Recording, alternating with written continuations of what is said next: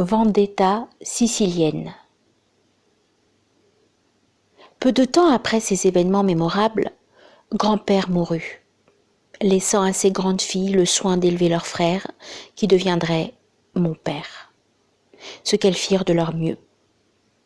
Ainsi passèrent de nombreuses années. Mais l'obscur souvenir de la mort tragique de grand-père continuait d'obséder mon futur père. Au sortir de l'adolescence, ne se contentant plus des chuchotements des voisins, il voulut en avoir le cœur net. Ses sœurs avaient toujours évité de lui parler de ce drame, soit en détournant la conversation, soit en opposant des réponses évasives.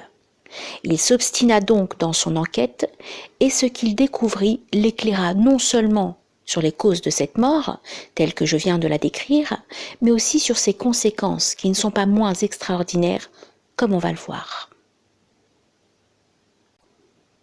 Il faut savoir que mes deux tantes avaient résolu de ne jamais se marier, malgré leur beauté, et en dépit de nombreuses demandes avantageuses.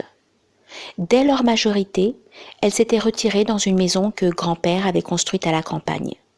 Là, elles vécurent des produits de leur terre et subvinrent si bien aux frais d'éducation de leur frère qu'il put aller étudier la sculpture à Rome. Cette existence paisible, rustique même, cachait un secret. Ces deux femmes ne vivaient qu'avec une seule idée en tête, qu'elles espéraient bien pouvoir réaliser un jour. Et ce jour vint. C'était en plein été. La cadette finissait d'étendre le linge de la lessive quand elle aperçut au loin deux gendarmes chevauchant. Aussitôt, reconnaissant les assassins de son père, elle courut prévenir sa sœur. Tout était en place. Pendant de longues années d'attente, mes deux tantes avaient eu le loisir d'aiguiser leur désir de vengeance.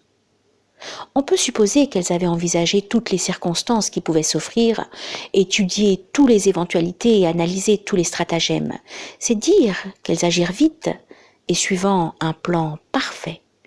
Si parfait que mon père, malgré sa perspicacité, ne put jamais établir avec précision ce qu'il était advenu. Tout ce qu'il apprit, c'est que les deux gendarmes, aimablement invités à se désaltérer, entrèrent sans méfiance dans la maison et n'en sortirent jamais. Disparus sans laisser de traces, les deux assassins de grand-père. À la tombée du jour, les deux chevaux étaient retournés à leur écurie.